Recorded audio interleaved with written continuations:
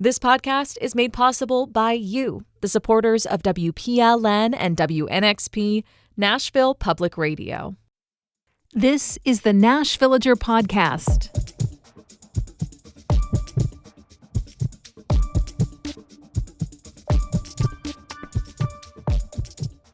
It's May 27th, 2026, and on this day in 1969, construction finally got underway on a project that would transform the entire economy of a South Florida community. It was 2 years after the ceremonial groundbreaking when the real work of building Disney World finally began. I'm Nina Cardona, and this is your daily digest of what's happening around Middle Tennessee with historical context. From Nashville Public Radio, WPLN News. There's nothing quite the same as Disney World in terms of size, scope, or economic impact. There's not even anything else in the Disney theme park portfolio that comes close. But its success surely plays a role in the kinds of dreams that fuel proposals for smaller scale amusement parks in places like Middle Tennessee. Now, to be fair, a park doesn't have to be that expansive or accompanied by half as much development to become a vibrant, thriving part of a community. Just ask a lifetime local over the age of 40 or so about Opryland, and you'll see that sparkle in their eyes and load memories of roller coaster rides and music shows. Hey, I'm one of those people. And I have to assume the nostalgia for Opryland and yearning to have something like it again is fueling comedian Nate Bargatze's quest to build a new park here. Last November, the Old Hickory native announced he is working with a company called Storyland Studios to develop what they're calling Nateland. Last week, they released a conceptual drawing of the layout. It's a rather dreamy overhead image, kind of like the cartoon drawing style attraction maps that are often handed out at the entrance to theme parks, except that it shows the park at night and in a light fog that obscures any specifics, so you can't really see the kinds of rides they have in mind. But it does evoke a scale similar to, say, the average Six Flags property or Opryland. And look, my apologies to the folks behind Nateland. I know concern about Opryland comparisons are on their minds because their materials contain the disclaimer, and I quote, "Nateland is a new development and is not associated with the Opryland property." But that is, of course, the glaring local example that any other theme park proposed for our area will always have to contend with. Time will tell how this proposal shakes out next to the ghost of amusement past. Other projects announced in the last few decades haven't fared too well. None have come to fruition. I'm talking about proposals like Festival Tennessee. That was supposed to be a 50-acre theme park in Spring Hill, surrounded by a larger development, including a conference center, water park, hotel, amphitheater, and a sports arena capable of playing home to an NBA team. Oh, and a charter school and timeshare housing. The mayor helped announce the plan to the world, standing with the developers on the land where Festival Tennessee was supposed to be built. This was back in March of 2011, 14 years after Opryland closed, 3 years after the housing bubble burst, almost a year after the flood that devastated the mid-state.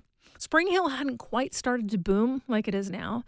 Its biggest employer, General Motors, was being restructured. People were eager for an economic booster shot, something that would bring more visitors and their money to the area in general and to Spring Hill in particular. Why not a theme park and entertainment complex? The developer pressured local leaders to fast-track approvals in hopes of having a first phase open about a year and a half later. That speedy timeline, along with lack of firm details from the developer, set up a lot of red flags for some city leaders. The slate of expedited approvals was not approved. The developer essentially disappeared. The project died within months. Just a few years before that, over in Rutherford County, another developer intended to build a religious amusement facility. It was going to be called Bible Park USA. The concept called for attractions like a walk-through experience that gave the feeling of being there when Moses parted the Red Sea, complete with 25-foot-tall sprays of water. There was supposed to be a ride simulating a helicopter flight over ancient Jerusalem. This proposal always felt especially surreal to me because it was supposed to be built on the farmland owned by a family I knew. The dad had been my doctor for years. One of the sons was my high school biology teacher. In particular, he was the kind of teacher who told a lot of stories about his life during class. And so I'd heard a lot about this farm. And I'd driven out in that area. Blackman was still almost entirely rural at that point. It was very hard to picture a theme park of any kind there. And my reaction to the location was not unique. There was a ton of pushback. Although, it should be said, at least one other neighboring farmer made a comment to a reporter that better a Bible park than a subdivision with hundreds of matching homes. That project got as far as holding a hiring fair, but Rutherford County officials did not grant the necessary approvals for its construction. The organizers tried to shift their plans to a site in Wilson County, but nothing ever came to fruition. And no less than Dolly Parton attempted a water and snow park project in Nashville in 2012.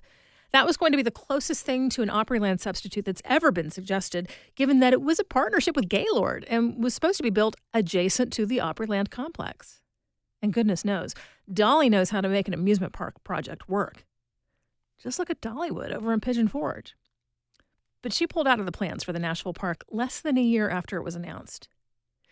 More recently, there was another theme park announced for the Nashville area, and a report from the Nashville scene last year suggested that the idea for it might still have some life. The concept was called Storyville Gardens, a park inspired by storybooks and reading. Interestingly, one of the partner businesses behind that proposal was Storyland, which is the same company working with Nate Bargatze on his Nateland idea.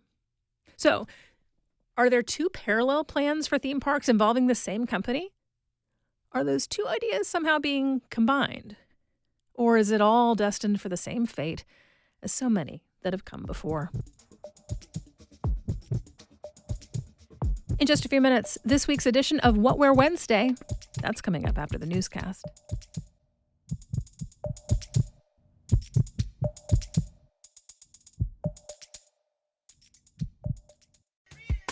Nashville Public Radio is always here to keep you informed, whether it's the latest news or music you should check out. Every week, What Wear Wednesday shares the latest happenings taking place right here in Nashville by talking to members of our community, putting on events in your neighborhood and beyond. So tune in to What Wear Wednesdays every Wednesday, and you can always find events at WNXP.org/events. Here's the latest from WPLN News. An NAACP challenge to Tennessee's congressional map has failed. Yesterday, a 3-judge panel upheld the state's new map, which split Memphis into 3 districts. The NAACP had argued that the General Assembly went beyond their authority when they struck down a 50-year-old law prohibiting mid-decade redistricting.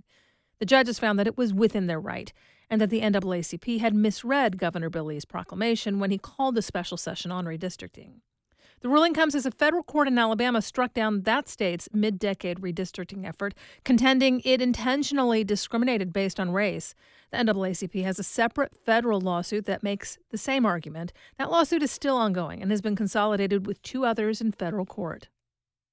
As more gruesome details about the state's aborted execution come out, attorneys say the event proves Tennessee's lethal injection protocol fails to prevent unnecessary pain and suffering. The Department of Correction attempted to put Tony Carruthers to death last Thursday. Prison staff struggled to establish an IV line in his arms, so a doctor tried to go through cuts in his chest. One of Carruthers' attorneys, Maria De Liberato of the ACLU, was in the room. Unlike media witnesses, she had an unobstructed view of the hour-long process. And I saw the blood and the puncture wound, and he couldn't get it in. And he tried again. Saw a second puncture wound. More groaning, moaning. This doctor is oblivious to the fact that he is causing agony to Mr. Carruthers. And eventually he says, I can't get a central line.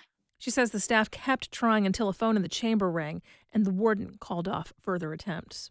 Attorneys say that IV complications are common. It's predictable the prison doctor would need to establish a central line. They also say TDOC knew the doctor on site was not qualified to do so. They're calling on Governor Bill Lee to halt executions until the courts can decide on Burns versus Strada. That's the long-standing lawsuit challenging the constitutionality of Tennessee's lethal injection protocol. A Korean company has taken full ownership of the battery plant under construction at Ford's Blue Oval City in West Tennessee. The factory was originally supposed to support the production of electric pickup trucks on that campus, but after multiple delays, Ford has decided to pivot.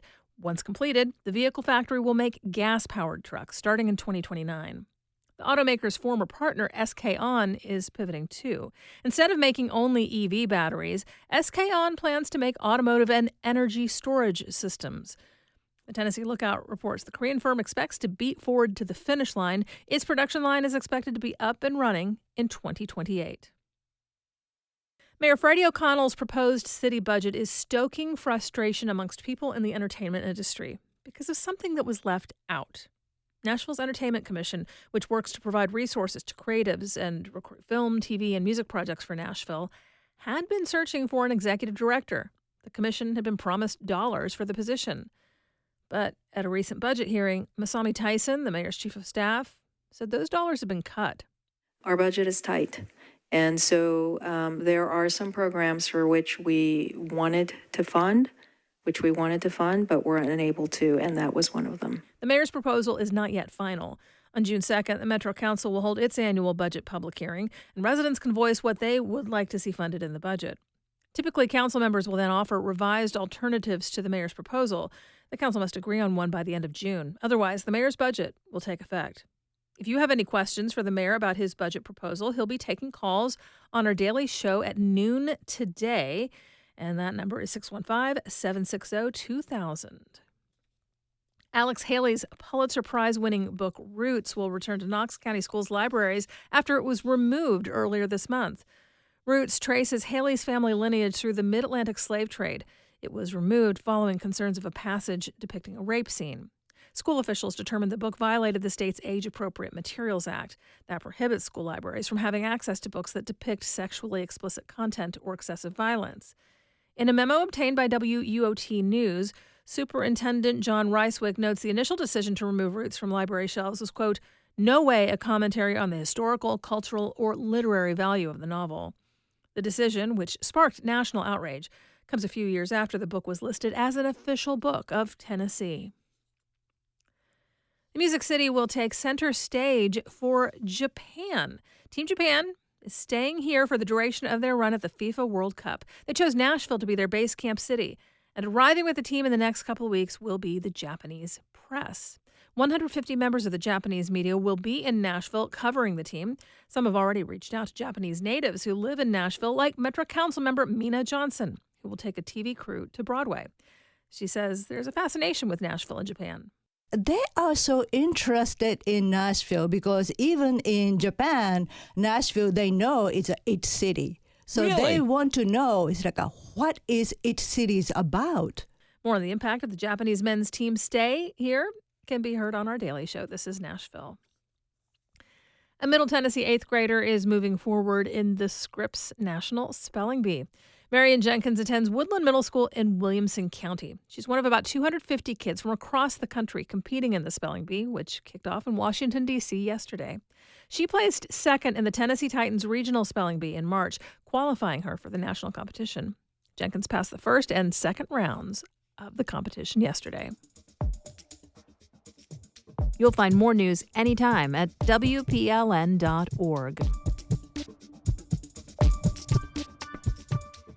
If you're feeling like it's time to expand your wellness horizons, Marquise has a couple of events to tell you about.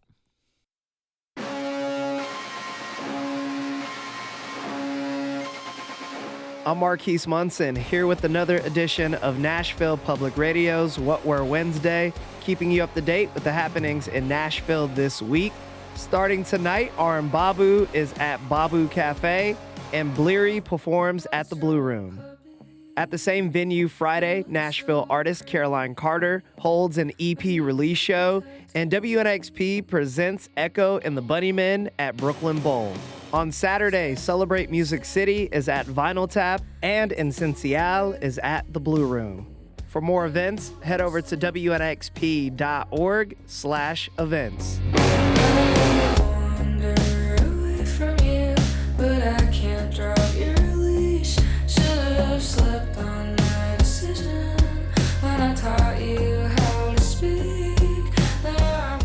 This week for What Were Wednesday, we feature two events with a focus on wellness, starting with the Nashville Wellness Fest taking place at Expo Hall 3 inside Nashville Fairground this Saturday. Well, I'm Paul Rowney. I'm the organizer of the Nashville Wellness Fest, which is now in its 7th year. It came about pre-COVID when I was publishing a health and wellness magazine in Nashville, and I ran the event alongside it. COVID came along, knocked the magazine on the head, but the show continued, albeit with a 2-year gap.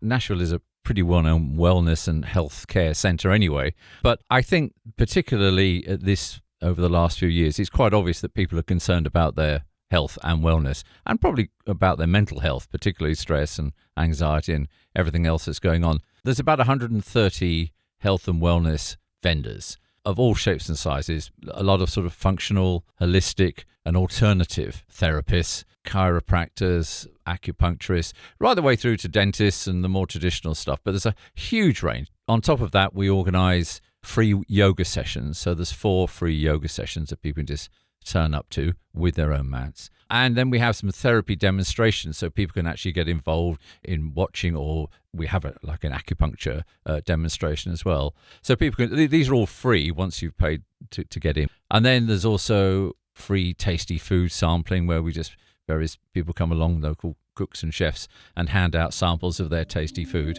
So there's quite a lot to see and do. It's not just vendors, there's all these other activities as well.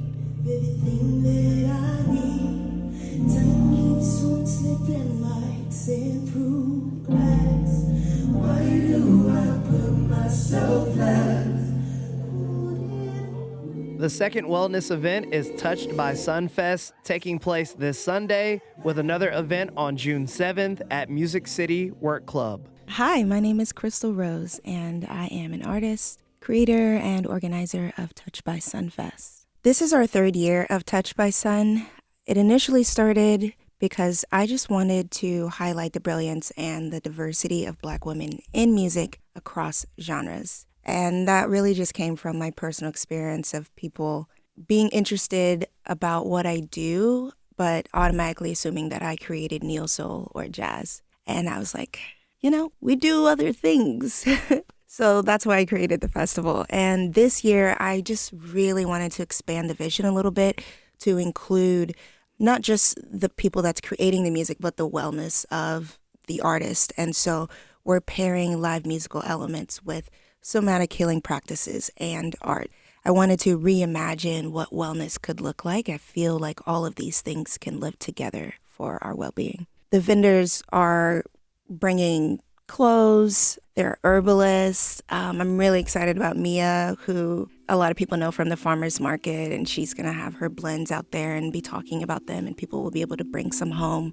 One of the differences about this year is that it's not super focused on the artists, but more so just like them in partnership with the facilitator of whatever workshop they're leading. So like Millie Rose is going to be leading Sound Bath, and she's also performing. And we have like a goddess flow that's going to be accompanied by a trio of musicians that are playing, percussive, sensual, grounding music. Amber Woodhouse will be involved with Never Sent. I don't know if anyone's ever heard of Never Sent. It's such a cool concept that the creator's letting us borrow for this. Basically, people go up and share anything they've never sent read out loud or just said out loud.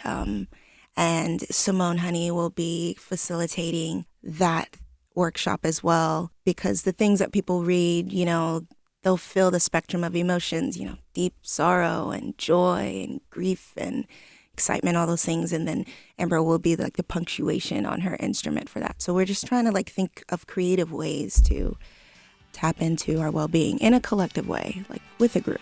For more information on Touched by Sun, the Nashville Wellness Fest, and other events happening this week, visit WNXP.org. My name is Marquise Munson, and thank you for listening to another edition of What Were Wednesday. Made of stone, Charlie Clark, no way home. Bring on the dancing horses, headless and all. We do this roundup of Nashville news every weekday. Please consider subscribing on your favorite podcasting app. And thanks so much to all of you who have left 5 stars, a thumbs up, or a review in your app of choice. That little bit of love really does tell the algorithms that more people should hear about us. And of course, everything at WPLN News is listener supported. You can make a donation at WPLN.org. And that's it for today. Thanks so much for listening. Let's make this day a good one. And we'll catch back up tomorrow.